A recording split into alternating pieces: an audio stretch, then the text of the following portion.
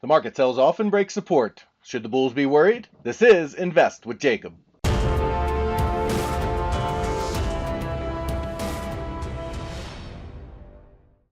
Okay guys, so in yesterday's video we talked about the fact that we had a 1-2-1-2 setup to the downside if the bears wanted to take it and follow through to break that 43.37 support on the SPX, and that's exactly what we saw.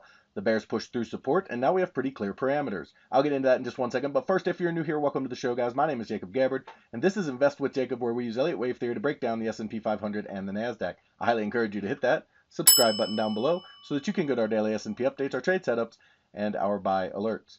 Alright guys, so the market did push down. We were looking for that 1-2 setup to play out, and it did. Another Elliott Wave pattern playing out. Again, if you want to learn more about my Elliott Wave for Beginners course and Elliott Wave in general, stay tuned for later in the video. For now, let's jump into the chart and take a look. Okay guys, so here we are on the 1-hour SPX chart, and yesterday we had talked about the fact that we were looking for this setup right here. So a 1, 2, and then we had waves 1 and 2 to the downside. We just needed to see them break through that 764 area at 43.37, and they did that. You can see the red bar here at the close as they push down through the pivot. And now we would expect to see the 43.18 area at a minimum, which is the 1.0 extension of waves 1 and 2. More preferably, we'd like to see the 42.99 area, which is the 1-2-3-6 and a common wave 3 of 3 target. So we would like to see them continue this push down towards 4,300. Then we'd look for a bounce back toward the pivot to backtest that 43.37 area that they chopped in. Remember, we chop through pivots and then we break through, which causes a squeeze. Look for a bounce back there, one more push down, a push up towards 43.20, and then a move down into the 43.37 area. If we see this kind of move to the downside, that is a strong indication that the top is in place, and we have a strong 5-wave move down that would indicate that we could be starting that C wave down toward the 3,000 to 2,500 area I've been talking about since last October. So that would be how we would want that to play out.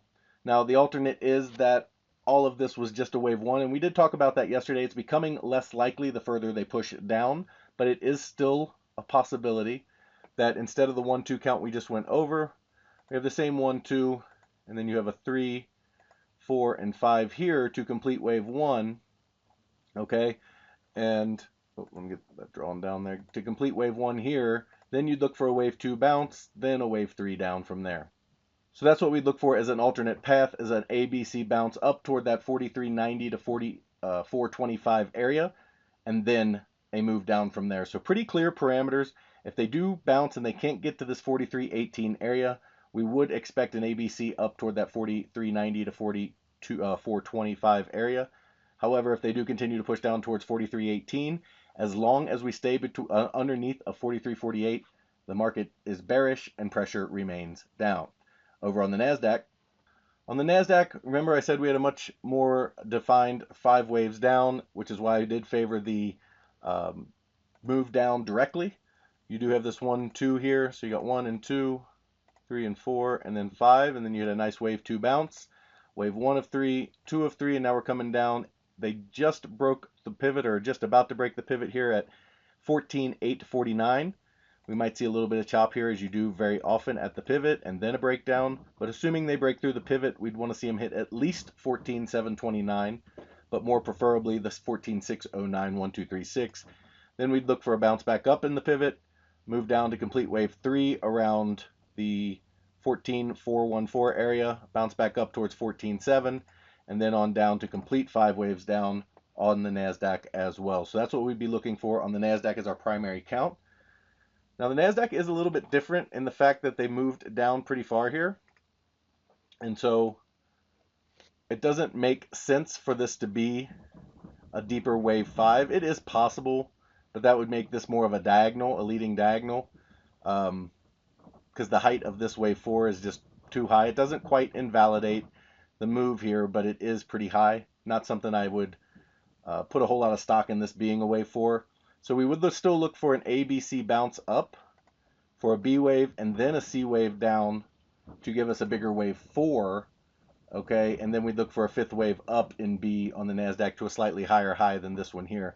So on the NASDAQ, the alternate count is still an ABC higher and then down, but we would come back and take out this high for a 5th wave higher on that wave B that we've been talking about in the bigger picture And if you didn't see yesterday's video, I go over the big picture in that video. So that's what we'd be looking for on the NASDAQ. We'd be looking for that direct move down that hits at least 14,729. But if they cannot break through and they reverse, we would look for an ABC back up into that 15,200 to 15,261 area. And then we would look for the move down from there. Guys, if you love the information I put out in these videos and you want real-time market updates from me, you need to check out investwithjacob.com. There's a link down in the description. Go ahead and click that link and it'll take you right over to the website. Once you're there, check out our membership plans area. We have 2 incredible plans as well as our Invest with Jacob Elliott Wave for Beginners online course. There are 3 incredible programs. These 2 are monthly memberships. The Elliott Wave for Beginners course is a la carte. You can buy that separately. It is 25 videos on how Elliott Wave works, breaks down my entire chart setup, every tool that I use and how I use them to find tops and bottoms, understand where our targets are, all of those different things. Goes over mindset and how to use Elliott Wave, as well as breaks down every single wave and what targets you should have and how we confirm or find out if they've invalidated. Everything you would want to know about Elliott Wave Theory is in here for a beginner.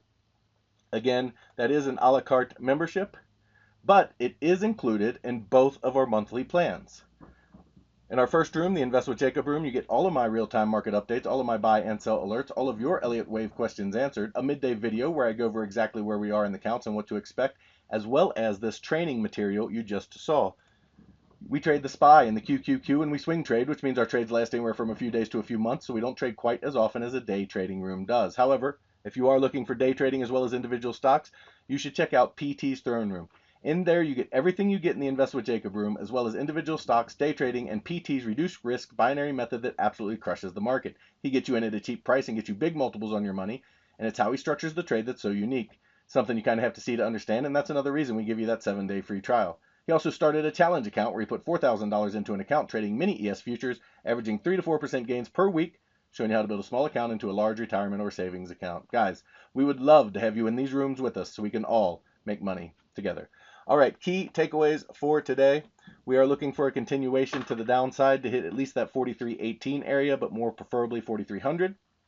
Then we'd look for a bounce from there, and the continuation we talked about in the video. However, if they cannot break down through that 1.0, we would look for an ABC back up toward that 43.90 to 42.20 or 44.25 area in a wave 2, and then look down from there.